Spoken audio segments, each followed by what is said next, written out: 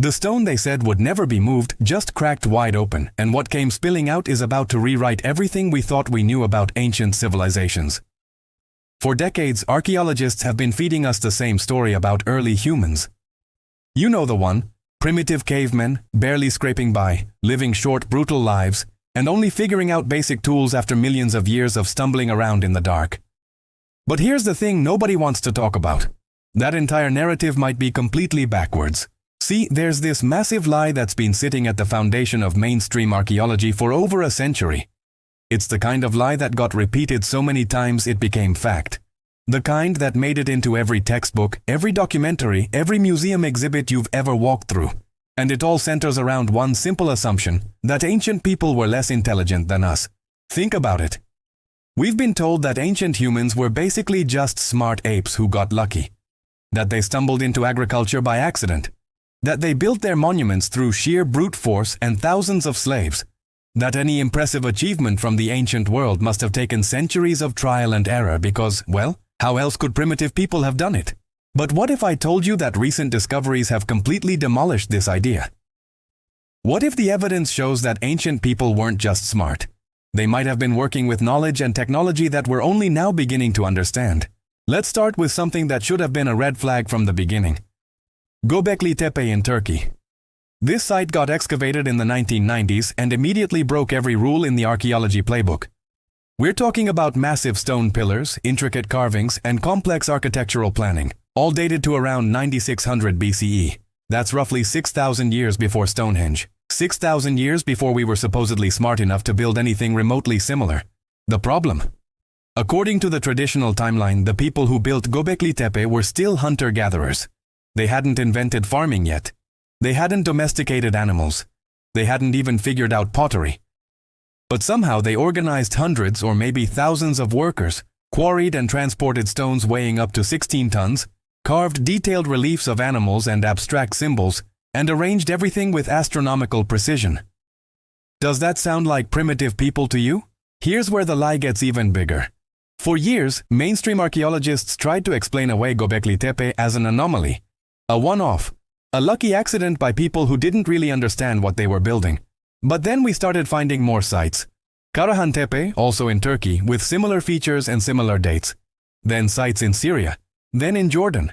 Then across the entire region. Turns out Göbekli Tepe wasn't an accident at all. It was part of a sophisticated culture that spanned thousands of square miles and lasted for millennia. A culture that existed thousands of years before we thought civilization was even possible. But wait. It gets worse for the traditional story. Let's talk about the pyramids of Egypt. You've probably heard the official explanation. They were built by tens of thousands of workers using copper tools, wooden sledges, and lots of time. The Great Pyramid supposedly took 20 years to build during the reign of Pharaoh Khufu around 2560 BCE. Now let's do some basic math that archaeologists really don't like talking about. The Great Pyramid contains roughly 2.3 million stone blocks. If it really took 20 years to build, working every single day without breaks, the workers would have needed to place one block every 2 minutes. Not cut it, not transport it, not lift it into place. Just the placement alone would need to happen every 2 minutes for 2 decades straight. And these aren't small blocks we're talking about. The average block weighs about 2.5 tons. Some of the granite blocks in the king's chamber weigh up to 80 tons.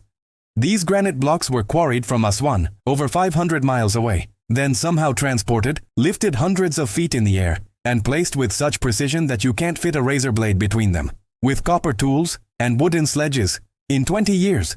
You starting to see the problem here? For generations, anyone who questioned this narrative got labeled a conspiracy theorist or a pseudoscientist. The establishment had their story and they were sticking to it, no matter how many impossibilities it required. But then something interesting started happening. Modern engineers actually tried to replicate ancient construction methods using the tools and techniques that archaeologists claimed were used. They failed, repeatedly. Teams of engineers with modern knowledge, planning, and resources couldn't move and place stones the way ancient people supposedly did it. They couldn't achieve the precision. They couldn't match the speed. They couldn't explain how certain cuts were made or how certain stones were lifted. The best they could do was say, well, somehow they figured it out, and move on. That's not science. That's faith. But here's where things get really interesting. In recent years, researchers using new technology have started uncovering evidence that completely contradicts the primitive tools narrative.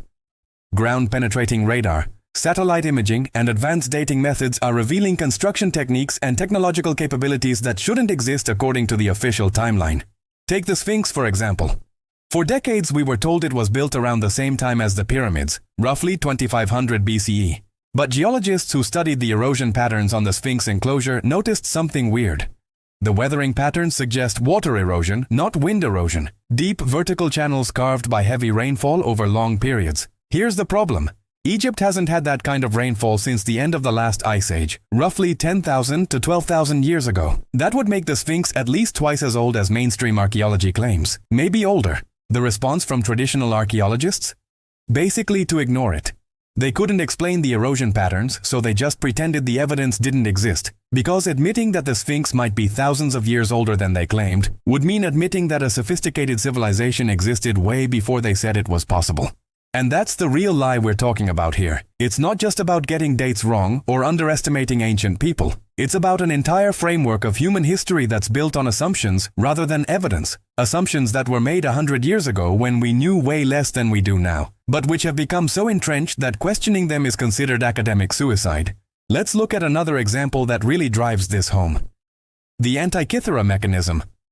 This thing was pulled from a shipwreck off the coast of Greece in 1901. But nobody really understood what it was for decades. It sat in a museum, corroded and mysterious, while archaeologists basically ignored it because it didn't fit their narrative. When researchers finally studied it properly using X-ray technology in the early 2000s, they realized what they were looking at.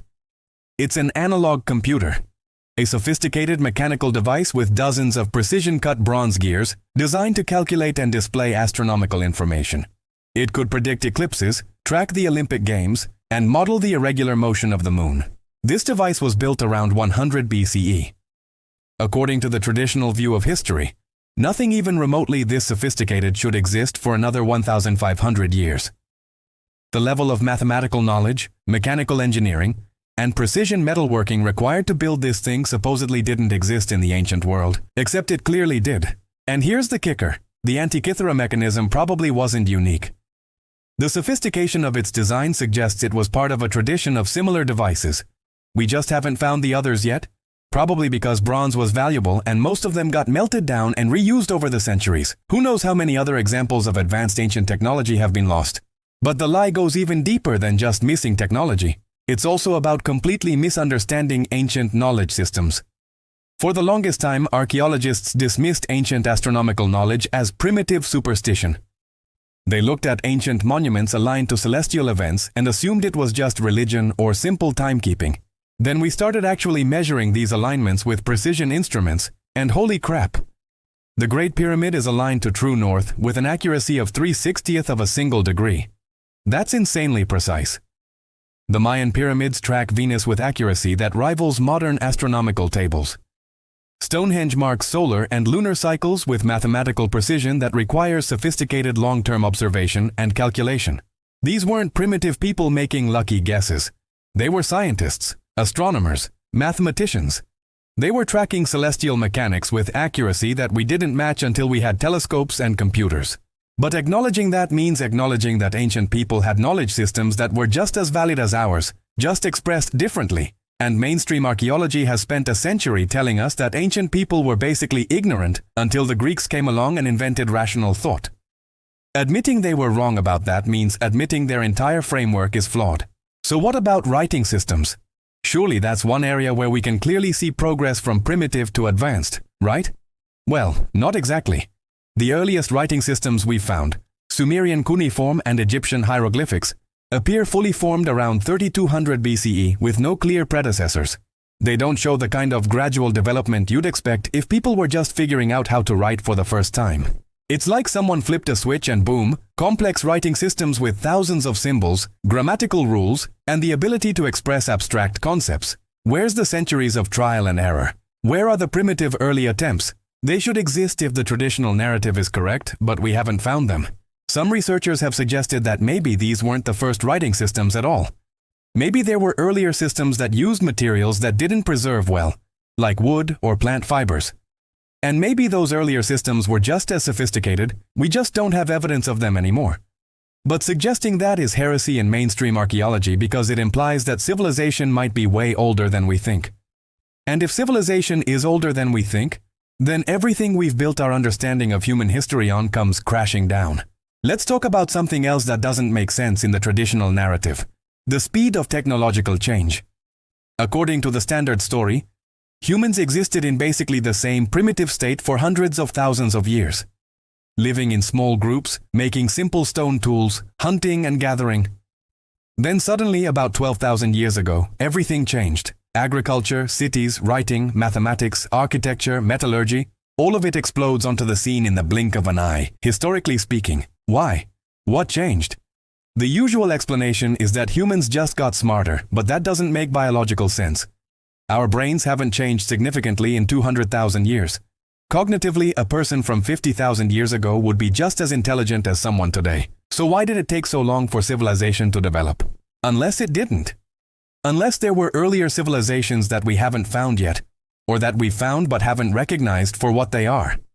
Because we're looking through the lens of the lie. The assumption that ancient people were primitive and that progress is always linear and obvious. There's actually a term for this kind of thinking. It's called chronological snobbery. The assumption that newer is always better, smarter, more advanced. That people in the past couldn't possibly have known things we don't know or done things we can't explain. It's not science, it's prejudice dressed up as scholarship. And this prejudice has real consequences. There are sites around the world that show evidence of advanced knowledge or technology, but they get dismissed or ignored because they don't fit the accepted timeline. Underwater structures off the coast of Japan that might be 10,000 years old. Precision-cut megaliths in South America that we can't explain with primitive tools. Ancient maps that show coastlines with accuracy that shouldn't be possible without aerial surveying. Each one gets explained away or marginalized. The underwater structures are natural formations, despite looking exactly like stepped pyramids. The precision cuts were done with patience and time, despite modern attempts failing to replicate them. The maps are copies of copies with errors that just happen to look accurate. Always an explanation that preserves the narrative, never an admission that maybe the narrative is wrong. But the dam is starting to crack. More researchers are speaking up. More evidence is piling up. More people are asking the obvious questions that should have been asked decades ago. And the establishment is running out of ways to explain away the contradictions. One of the biggest recent developments is the recognition of a global cataclysm at the end of the last ice age. Around 12,800 years ago, something major happened. Maybe a comet impact, maybe multiple impacts, maybe some other catastrophic event. But whatever it was, it caused rapid climate change, mass extinctions, and widespread destruction. Here's the thing. If there was a sophisticated civilization before this event, it would have been wiped out or severely damaged. Knowledge would have been lost. Technology would have been destroyed. The survivors would have had to rebuild from scratch, which might explain why we see civilization seemingly appearing suddenly around 10,000 to 12,000 years ago. It's not that civilization started then. It's that civilization restarted then, after being knocked back by a global catastrophe. And the myths and legends about great floods and fallen civilizations that show up in cultures all over the world. They might not be myths at all. They might be memories, passed down through generations, of real events and real lost civilizations. This isn't even speculation anymore. We have geological evidence of the impact events. We have evidence of rapid sea level rise that would have flooded coastal areas where people lived. We have genetic evidence of population bottlenecks around this time. The pieces fit together if you're willing to look at them honestly, instead of trying to force them into the old narrative. But accepting this means accepting that we've been teaching a fundamentally flawed version of history for generations. It means rewriting textbooks. It means admitting that ancient people might have known things we've forgotten. It means taking myths and legends seriously as potential historical sources instead of dismissing them as primitive superstition. And that's scary for an establishment that's built its reputation on the current narrative. Careers have been made defending the traditional timeline. Grants have been awarded based on conforming to accepted theories. Entire academic departments are structured around assumptions that might be wrong. So instead of embracing new evidence and revising their understanding like scientists should, many archaeologists dig in their heels and defend the lie. They attack researchers who question the narrative. They deny funding to projects that might contradict accepted theories. They make it professionally dangerous to suggest that maybe, just maybe, we've been wrong about ancient history. But here's the beautiful thing about truth. It doesn't care about careers or reputations or academic politics. It just keeps accumulating piece by piece until the weight of evidence becomes impossible to ignore. And we're reaching that point now with ancient history. The evidence is piling up too high, the contradictions are too obvious, the questions are too loud, the lie is getting exposed, whether the establishment likes it or not.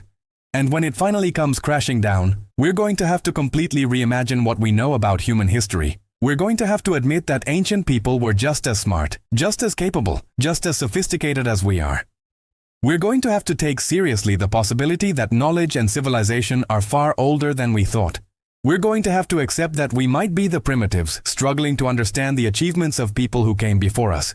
That's a humbling thought, but it's also an exciting one.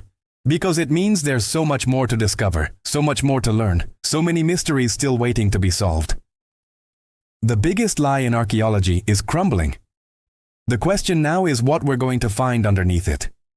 If this kind of stuff interests you, there's way more where that came from. Hit that subscribe button.